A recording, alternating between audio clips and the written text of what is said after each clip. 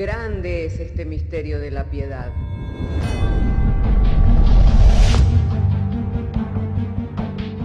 Si se destruyeran los fundamentos, ¿qué ha de hacer el justo? Porque con un solo sacrificio hizo perfecto para siempre a los santificados. Justificados por la fe, tenemos paz para con Dios. Juntamente con Él nos resucitó y nos hizo sentar en los lugares celestiales con Cristo Jesús. Fundados y firmes en la fe, tenemos paz para con Dios. Bienaventurados los pobres en espíritu, porque de ellos es el reino de los cielos. Bienaventurados los que lloran, porque ellos recibirán consolación. Bienaventurados los mansos, porque ellos recibirán la tierra por heredad. Bienaventurados los que tienen hambre y sed de justicia, porque ellos serán saciados. Bienaventurados los misericordiosos, porque ellos alcanzarán misericordia. Bienaventurados los de limpio corazón, porque ellos verán a Dios. Bienaventurados los pacificadores, porque ellos serán llamados hijos de Dios. Bienaventurados los que padecen persecución por causa de la justicia, porque de ellos es el reino de los cielos. Bienaventurados sois cuando por mi causa os vituperen y os persigan, y digan toda clase de mal contra vosotros mintiendo. Gozaos y alegraos, porque vuestro galardón es grande en los cielos.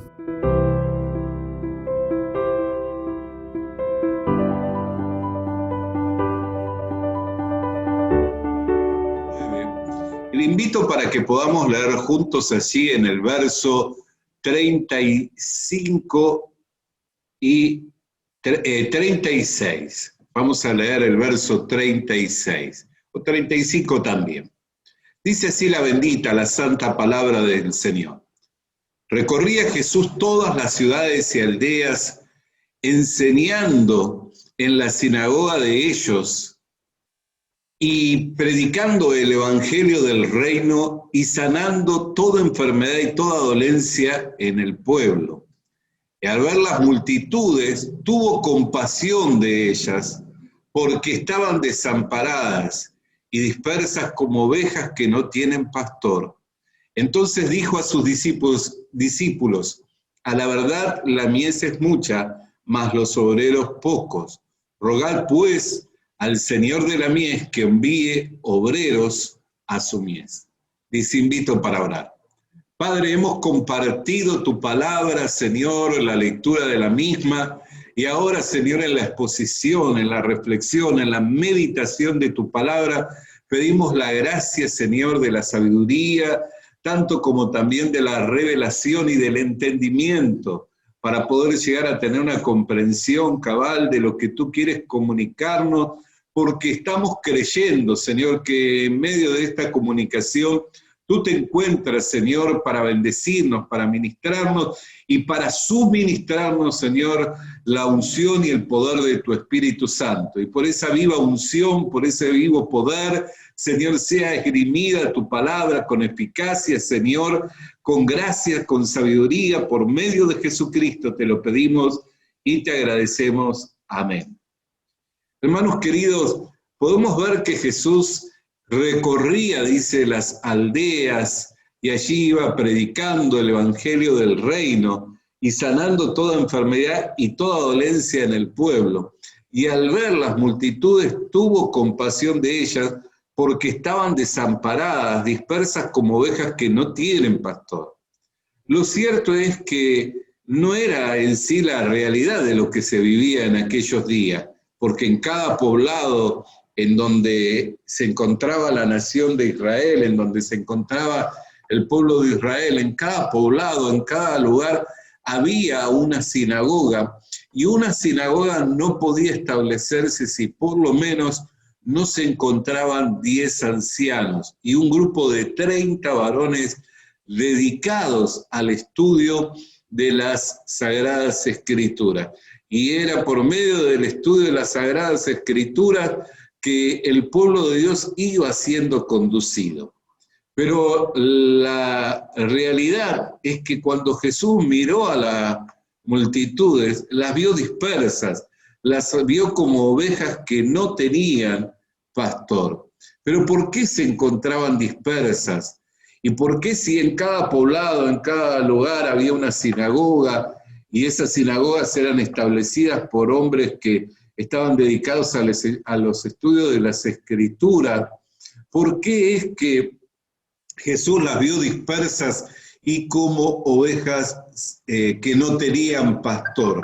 Porque en realidad la comprensión que ellos iban teniendo de las Escrituras no la tenían para poder vivir la vida y vida en abundancia que Él venía a manifestar. Por eso nosotros le encontramos a Él que iba recorriendo las ciudades, pero predicando el Evangelio del Reino. ¿Qué era lo que estaba anunciando? La buena noticia del reino de Dios. ¿Por qué decimos que al leer las Escrituras ellos no enseñaban correctamente? Porque no tenían una comprensión correcta. Porque cuando ellos leían las Escrituras, la leían con el propósito de cumplirla, con el propósito de vivir por el cumplimiento de las Escrituras. Y por medio de la ley ningún hombre puede ser justificado, ya que por la ley es el conocimiento del pecado. Pero esa ley que condena al hombre también encierra un mensaje central de esperanza y de salvación eterna, que era la venida del Mesías. Así que ellos al leer las Escrituras, más que leer con la comprensión de querer cumplirlas, de querer vivirlas las Escrituras, debían leerlas con la esperanza de recibir al Mesías, con la esperanza de recibir al Salvador. Y de ese modo prepararse para la venida del Mesías, prepararse para la venida del Salvador. Sin embargo, cuando el Salvador vino, ¿qué es lo que nos dice la Escritura? Que a los suyos vino y los suyos no lo recibieron. Entonces, el mismo Señor Jesús dijo en cuanto a ellos que a ellos les parecía que en las Escrituras tenían la vida eterna y que las Escrituras daban testimonio de Él. Así que cuando ellos leían con la idea, con el concepto de querer vivir, de querer aplicar las Escrituras, lo único que hacían era descubrir por medio de las Escrituras que eran culpables de pecado y que estaban bajo juicio de muerte. Entonces eso les tenía que llevar a clamar por la venida del Mesías, por la venida del Salvador, y de prepararse para el día de la venida del Mesías y para prepararse para el día de la venida del Salvador. Dice que en aquellos tiempos muchos hombres indagaron en las Escrituras para ver el cumplimiento de los tiempos de la venida del Señor, pero comprendieron que lo que estaba escrito allí no era para ellos todavía, porque todavía no había llegado. Así también vemos a 3 hombres prominentes, conocedores de los tiempos, que se fueron siguiendo una estrella en busca del Mesías, en busca del Salvador, y dice que lo hallaron envuelto en pañales en un pesebre y le dieron toda clase de presente. De esto me refiero a los 3 reyes magos que eran de Oriente y que vinieron con toda especie de regalos y de presentes para el Mesías, para el Salvador. Cuando estos llegaron al palacio pensando que el Mesías, el Salvador, el rey de los judíos, iba a nacer en palacio, se encontraron con un hombre ocupando el trono y preguntándole acerca del rey que había nacido. Este hombre inquirió, quiso saber acerca del rey que iba a nacer, pero no quiso saber para poder tener comunión con él, para poder ir y bendecirlo, para poder ir y alabarlo, sino que quiso saber para qué, para ir y cortarle la cabeza porque temía que su reino le fuera tomado por otro hombre. Asimismo, este mismo rey dice que llamando a los principales ancianos de la sinagoga les dijo: ¿dónde dicen las Escrituras que habría de nacer el Mesías? ¿Dónde dice que habría de nacer? Y estos le dijeron: en Belén de Judá, allí va a nacer el Mesías. Así que los envió a los 3 reyes magos para que fueran, tuvieran comunión con el Mesías, tuvieran relación con el Mesías, así que le pudieran adorar al Mesías, pero que volvieran dándole la dirección y la ubicación de donde éste se encontraba, si él también iba supuestamente a adorarle. Advirtiéndole Dios a estos hombres que no volvieran por ese camino, descubriendo el corazón de lo que había en ese rey, tomaron otro camino. Y cuando éste vio que no volvían estos magos del oriente, dice que se determinó ir a matar a todo niño menor de 3 años.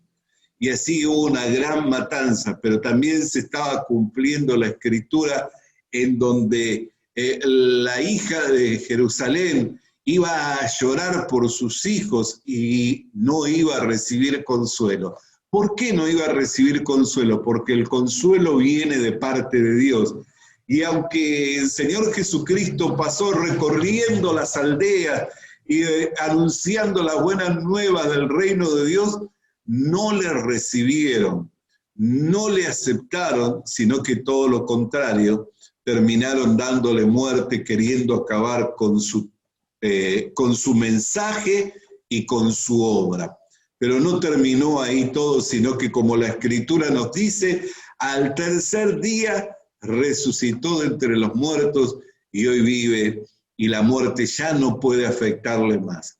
Entonces, hermanos queridos y hermanas queridas, un mismo mensaje que a unos los preparó para que lo recibieran al Mesías, para que abrieran su corazón para tener comunión con el Salvador, a otros los acusó, los condenó y les nubló la visión para que viendo no vieran y oyendo no oyeran y así no se convirtieran y fueran sanados de sus pecados. Pero dice que todos los que en él creyeron y todos los que le recibieron, le fue dada la potestad de ser hecho hijo de Dios. Por eso es que Jesús experimentó esta compasión. La palabra compasión es una palabra que es muy difícil de poder describir en el lenguaje castellano, porque es una palabra de origen griego que habla de una sensación de las entrañas, de un dolor pero en las entrañas. Un dolor profundo es el que sentía.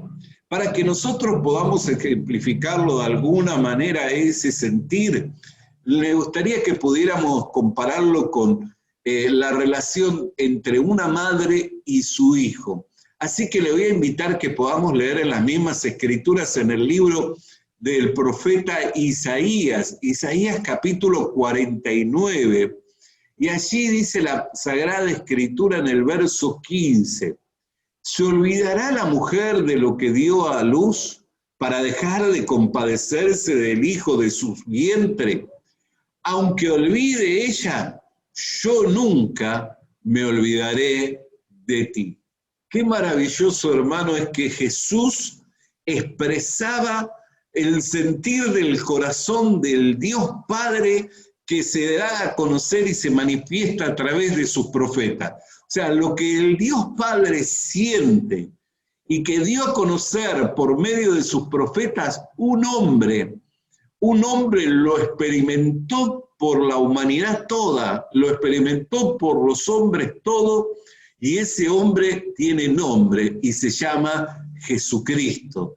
Ese es el nombre del hombre que experimentó tal compasión, la que describe Isaías 49:15, diciéndonos, la mujer que dio a luz dice, ¿se olvidará la mujer que dio a luz para dejar de compadecerse del hijo de su vientre? Esta es una idea muy difícil de asimilar. Pero aún así, nosotros sabemos que hay personas que no se compadecen del hijo de su vientre, y hoy lo vemos muchas veces expresado en esos movimientos que están pidiendo que se legalice el aborto. Pero fíjese lo que dice Dios Padre, aunque ella olvide, aunque esa madre olvide del hijo de su vientre, yo nunca me olvidaré de ti. Qué maravilloso es saber que nuestro Dios Padre, que se manifestó en persona, en la persona de Jesucristo, que manifestó esta misma compasión por la humanidad, por los suyos, que manifestó esta misma compasión por el hombre, aunque la madre se olvide del hijo de su vientre, dice, Él nunca se olvida de nosotros. Por eso, si hay una palabra que tenemos que erradicar de nuestro léxico, de nuestro lenguaje cotidiano, es que Dios no me ama. Otra palabra que tenemos que erradicar es que Dios no se acuerda de mí. Y otra palabra que tenemos que erradicar es que Dios no me quiere ayudar. Erradiquemos estas tres palabras, hermano. Dios no me ama. Dios no se acuerda de mí. Y Dios no me quiere ayudar. Erradiquémosla, ¿por qué? Porque es un engaño. Es una mentira de Satanás que nos quiere convencer y nos quiere mostrar a un Dios completamente distinto al Dios que se manifiesta en la Biblia, que se revela y que se da a conocer por medio de la Escritura y por medio de la persona de su Hijo Jesucristo. Por eso, si, hermano, oímos hoy al Espíritu Santo, no endurezcamos nuestro corazón. No endurezcamos nuestro corazón para no recibir su testimonio, para no recibir su palabra. Y el testimonio de Dios para hoy, para nosotros, es que Dios nos ama. Dios nos tiene presente constantemente y Dios constantemente está ayudándonos en todas nuestras necesidades. En todas nuestras necesidades, Dios nos está ayudando. Así que, hermana querida y hermano querido, le quiero dejar esta reflexión en cuanto al carácter de Dios el Padre, en cuanto al carácter manifestado en la persona de su Hijo Jesucristo, que se hizo bien notorio, en cuanto a ese grande amor con que nos ama y que podamos tener firmeza en ello. ¿Para qué? Para vivir en este mundo felices, siendo más que vencedores por medio de aquel que nos amó y que demostró que nos amaba tanto que no negó de dar su vida por nosotros en la cruz del Calvario. Oremos al Señor. Querido Dios, querido Padre, en el nombre del Señor Jesucristo, en quien tu carácter se hace manifiesto porque Él es la imagen visible del Dios invisible. Queremos darte gracias por ese gran amor, por esa compasión con la cual nos amas, y afirmamos nuestro corazón en tu verdad, en la verdad revelada de tu palabra, rechazando el engaño y la mentira de Satanás de que tú no nos amas, de que tú no nos tienes presente y de que tú no nos ayudarás. Rechazamos esa idea, rechazamos esa mentira para afirmar nuestro corazón en la verdad de tu palabra y en la verdad revelada en la persona del Señor Jesucristo, en lo cual te damos gracias en el nombre del Padre, en el nombre del Hijo y del Espíritu Santo de Dios. Amén y amén. Visita nuestras redes sociales. Visita nuestras redes sociales. Suscríbete activando la campanita. Suscríbete activando la campanita. Comparte con nosotros el mensaje de la palabra de Dios. Comparte con nosotros el mensaje de la palabra de Dios.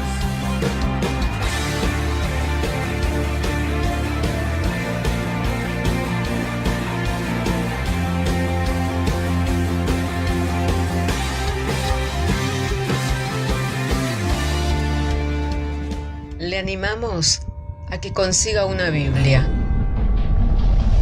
porque en ella encuentra la mente de Dios, el estado del hombre, el camino de salvación, la muerte de los pecadores y la felicidad de los creyentes.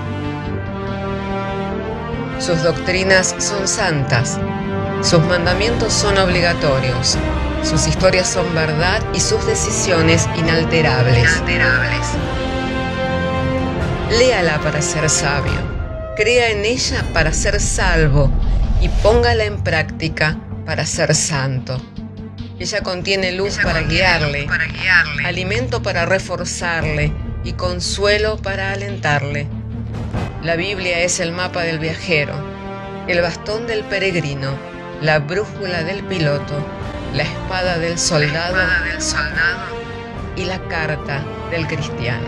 Le animamos a que consiga una Biblia,